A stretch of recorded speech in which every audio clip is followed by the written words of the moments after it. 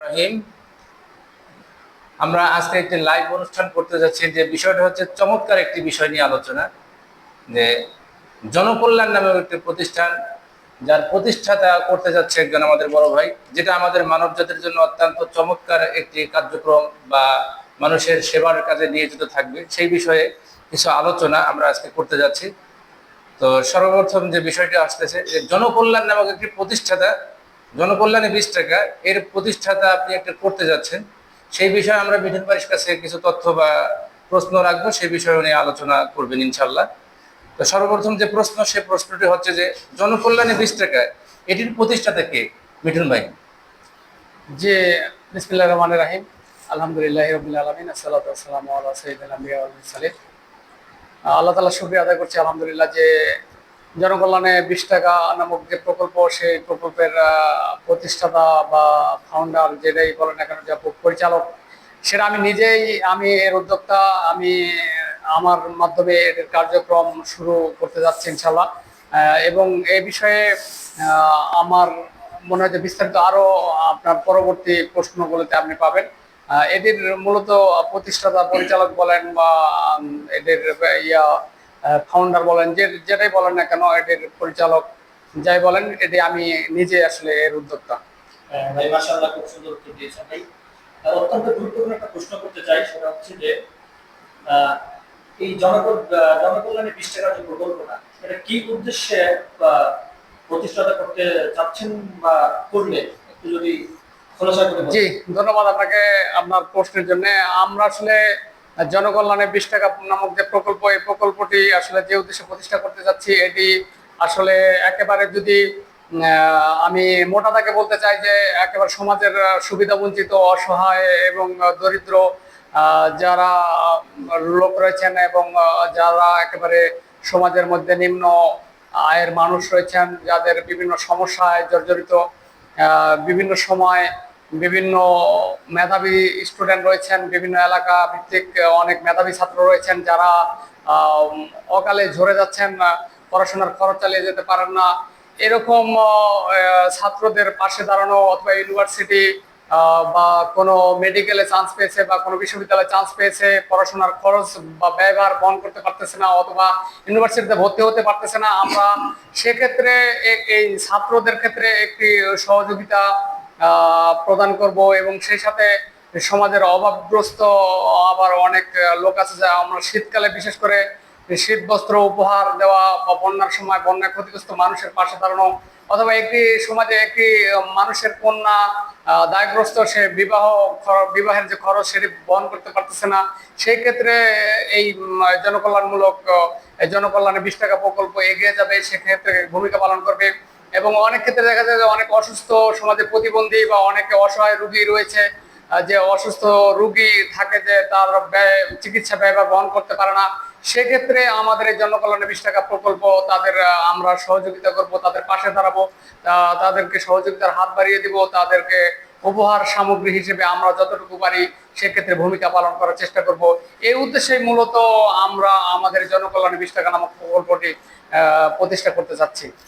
জি, আলহামদুলিল্লাহ, অসংখ্য ধন্যবাদ হারুন ভাইকে।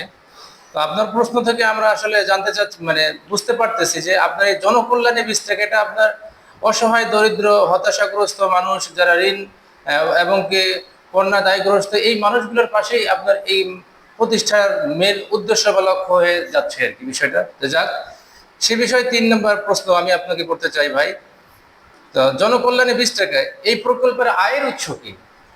জি, ধন্যবাদ। একটি গুরুত্বপূর্ণ প্রশ্ন করেছেন যে জনকল্যাণে 20 টাকা প্রকল্পের আয়ের উৎস কি। এটি আসলে আমার আপনার আর্থিক সহযোগিতা, বা সমাজের বিত্তশালী মানুষদের আর্থিক সহযোগিতা, অথবা সমাজের যারা ধনী ব্যক্তি রয়েছেন, যারা সমাজে প্রভাবশালী লোক রয়েছেন, বিভিন্ন নেতৃস্থানীয় লোক রয়েছেন, আমরা একেবারে, অথবা এরকমও আছে যে এই জনকল্যাণে 20 টাকা প্রকল্পে সমাজের কুলি মজুর শ্রমিক খেটে খাওয়া মানুষ, নিম্ন আয়ের মানুষ, স্বল্প আয়ের মানুষ, মধ্যবিত্ত সমস্ত শ্রেণী পেশার মানুষ এখানে ডোনেট করতে পারবে, এখানে পার্টিসিপেট করতে পারবে, এখানে অংশগ্রহণ করতে পারবে। এখানে সহযোগিতার হাত বাড়িয়ে দিয়ে আমাদের জনকল্যাণে 20 টাকা প্রকল্পে আর্থিক সহায়তার মাধ্যমে হোক, পরামর্শ দিয়ে হোক, শারীরিক শ্রম দিয়ে হোক, যে কোনোভাবেই এটাতে সহযোগিতা করতে পারবে। এবং আমার আপনার সমাজের বিত্তবান মানুষদের আর্থিক সহায়তা এটি মূলত এই জনকল্যাণে 20 টাকা প্রকল্পের আয়ের উৎস। মাশাআল্লাহ, অত্যন্ত সুন্দর উত্তর। আমরা চতুর্থ নম্বর প্রশ্ন আপনাকে প্রশ্ন করতে চাই ধন ভাই, সেটা হচ্ছে যে বর্তমান দুনিয়াতে দেখা গেছে যে মানুষ বিভিন্ন রকম ডেভেলপের দিকে এগোচ্ছে। মানুষের চিন্তাধারা, তাদের কারিগরি ডেভেলপের মতো এই চিন্তাধারা ডেভেলপ হচ্ছে। সেখান থেকে যদি আপনাকে প্রশ্ন করি যে আপনি কোন চিন্তা থেকে এই জনকল্যাণ 20 টাকার প্রকল্পটা করার উদ্যোগ নিলেন, এটা যদি একটু বলেন। জি জি, ধন্যবাদ আপনাকে আপনার প্রশ্ন করার জন্য। আমি কোরআনের একটি আয়াতের রেফারেন্স যদি দিতে চাই, যে সূরা জারিয়াতের 19 নম্বর আয়াতে আল্লাহ তাআলা বলেছেন যে বিত্তশালীদের সম্পদে অভাবগ্রস্ত ও বঞ্চিতদের অধিকার রয়েছে।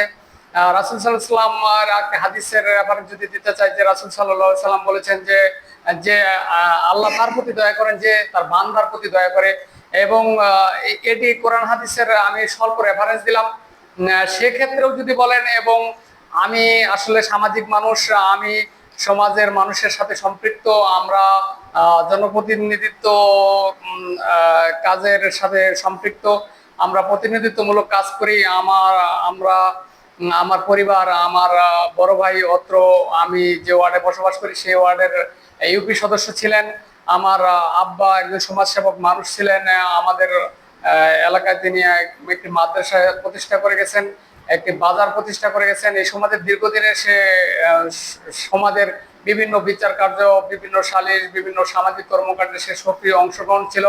তারই ধারাবাহিকতায় আমরা তার সন্তান হিসেবে আমরা এই সব কাজের সাথে সম্পৃক্ত, এবং আমরা দীর্ঘ সময় মানুষের পাশে থাকার চেষ্টা করি, যেভাবেই হোক না কেন সামাজিক কাজের সাথে আমরা সম্পৃক্ত। আমরা জনকল্যাণে কাজ করতে চাই, মানবতার কল্যাণে কাজ করতে চাই, মানবতার কল্যাণে জীবনটাকে নিবেদিত করতে চাই।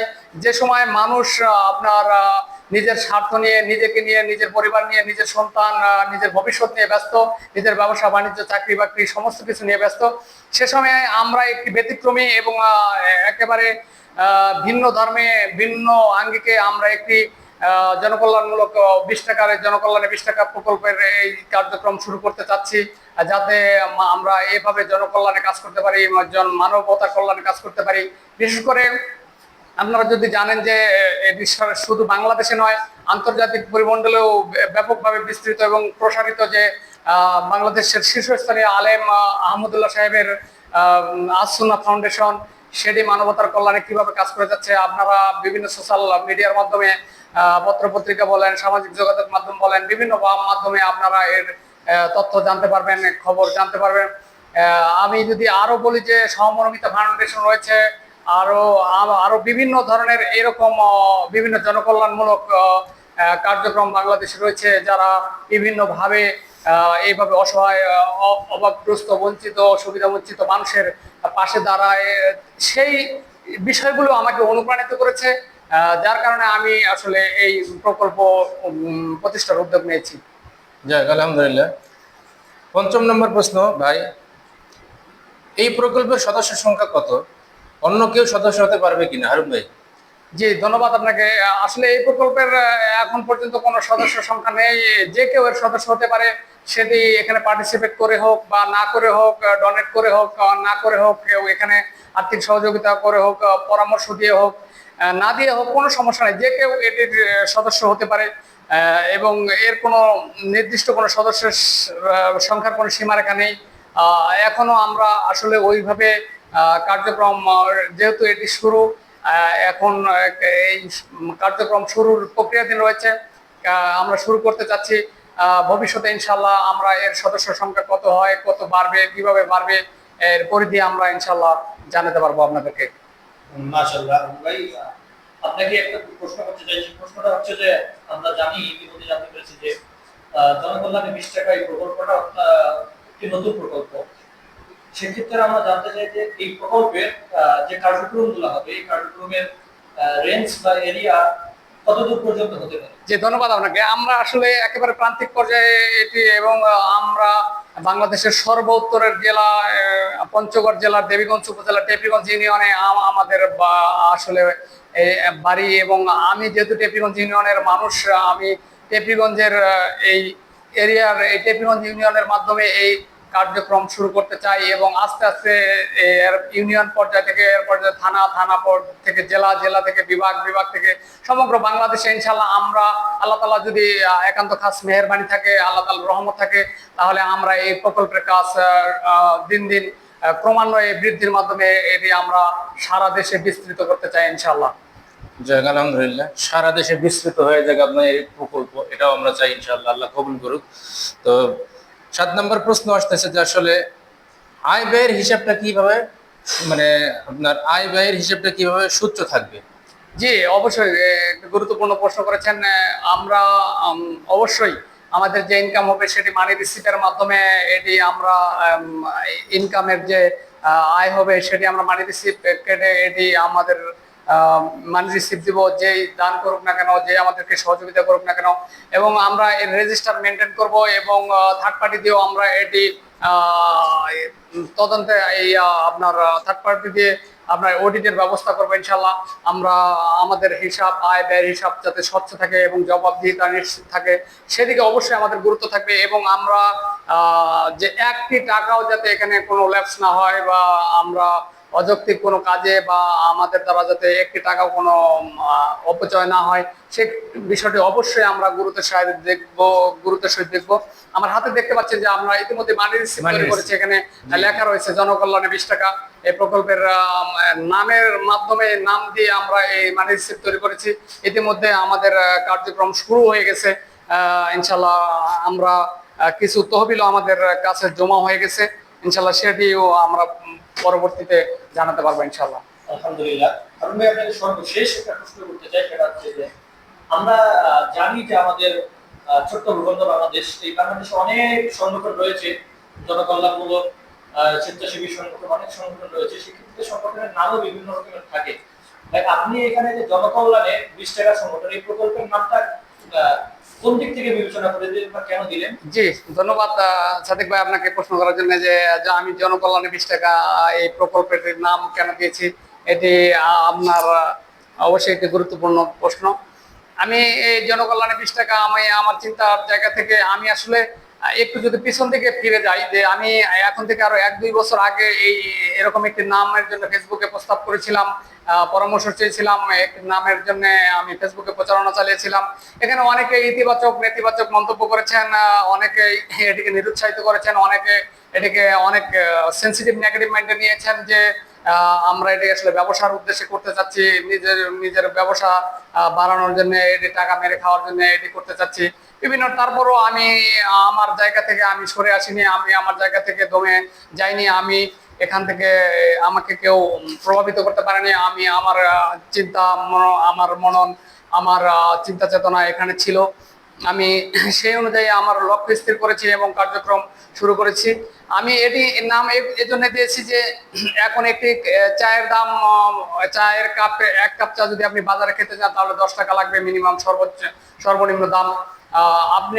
আমি এই জন্য এটির নাম 20 টাকা দিয়েছি যে একজন কুলি মজুর শ্রমিক, একেবারে সমাজের নিম্ন আয়ের মানুষ বা স্বল্প আয়ের মানুষ বা মধ্যবিত্ত একেবারে স্বল্প খেটে খাওয়া মানুষেরাও 20 টাকা দিয়ে আমাদের এই প্রকল্পে সহযোগিতা করতে পারবে, আর্থিকভাবে সাপোর্ট দিতে পারবে, ডোনেট করতে পারবে, পার্টিসিপেট করতে পারবে। যার কারণে আমি এই প্রকল্পটির নাম দিয়েছি জনকল্যাণে 20 টাকা। কারণ 20 টাকা এখনকার দিনে একেবারে ক্ষুদ্র একটি টাকা, একটি অল্প পরিমাণ টাকা, যার কারণে আমি আসলে এই 20 টাকাতে সর্বনিম্ন, এবং এই ক্ষেত্রে সর্বোচ্চ কে কত দিবে তার ব্যক্তিগত বিষয়, কিন্তু আমি এই কারণে 20 টাকা নাম দিয়েছি যে 20 টাকা দিয়েও আমাদের এই জনকল্যাণমূলক কার্যক্রমে আপনি অংশগ্রহণ করতে পারবেন, আপনি এটাকে শরীক হতে পারবেন এবং আপনি অসহায় মানুষের পাশে দাঁড়াতে পারবেন। আমাদের মাধ্যমে, এই প্রকল্পের মাধ্যমে আপনি সহযোগিতার হাত বাড়িয়ে দিতে পারবেন।